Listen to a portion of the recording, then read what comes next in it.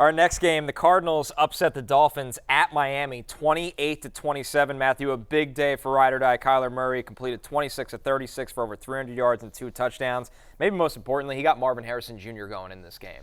He certainly did. 86% of his targets, he caught Marvin Harrison Jr. entering the Week 8, just an under 50% catch rate. Yeah. Just him and Kyler Murray just weren't on the same page, and there were reports that during the week that Kyler Murray went into the wide receivers room and sat down with Marvin and was just like, what works for you, what's not? And like they really worked at trying to get on the same page, and the results were clear.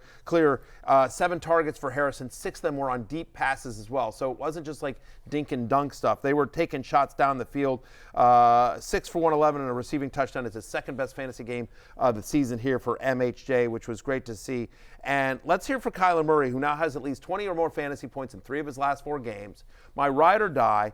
He's now QB 8 on the season. For everyone that's giving me a ton of crap on social media for, oh, your ride or die is dying or whatever, he's now QB 8. Sick insult. Yeah, good one. Sixth lamb. And I'm just going to say, so some of the quarterbacks that went ahead of Kyler this year, Patrick Mahomes, he's QB 21 on the season. Anthony Richardson, he's QB 29. CJ Stroud, he's QB 19.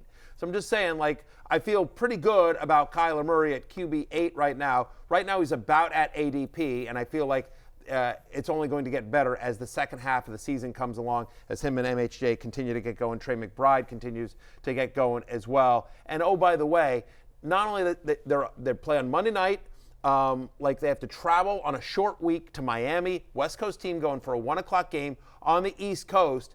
And this is a game, and Miami's all excited. Tua's back, right. Whole thing. Big win for the Cardinals. Big win for Kyler Murray on Call of Duty weekend. Let's you go. Animals. Let's go.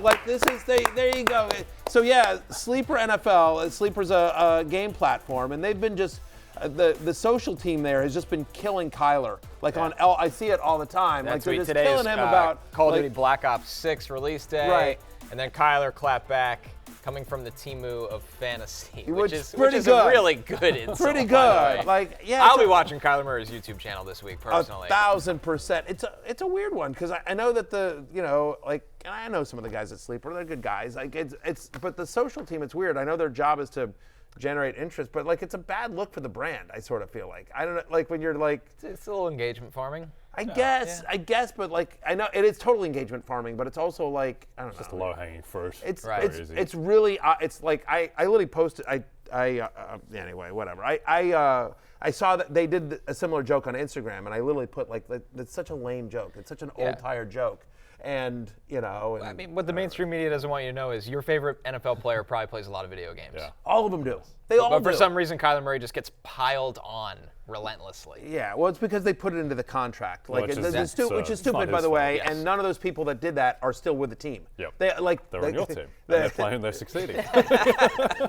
That's not true. No, it was. I mean, it was the general manager and the coach. Dolphins side of the ball, Devin Achane was a monster.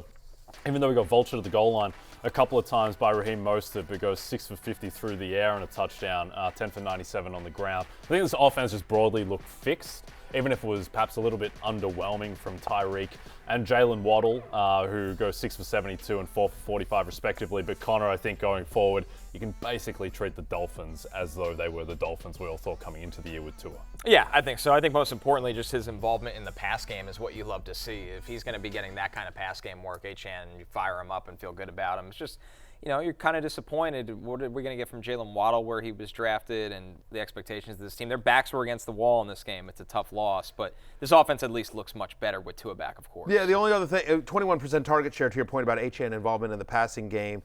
Raheem Mostert, friend of the podcast, Raheem Must Start, Raheem the Dream, saw both goal line rushes in this one. He got 5 of the 6 red zone rushes. So I just wonder, does Raheem Mostert suddenly, I think, much more on the flex radar if he's going to take over that goal line role? And certainly, Achane may be more of an high-end RB2 than low-end RB1 if he's not going to get as much in close work. So again, kind of an interesting switch that was not the case prior to Tua going down, which is Mostert getting all the goal line work. We'll see if it's a one-game thing or if that's actually how they want to use those guys.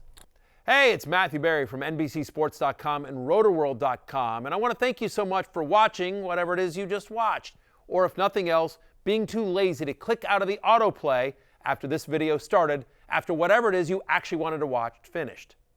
But now that you're here, I'd like to take a moment here to ask you respectfully now, okay? I'm asking you respectfully to subscribe to the NFL on NBC YouTube channel. You'll get the latest Roto-World fantasy news headlines, all sorts of great shows, including my own Fantasy Football Happy Hour. So go subscribe now. Again, I'm asking respectfully.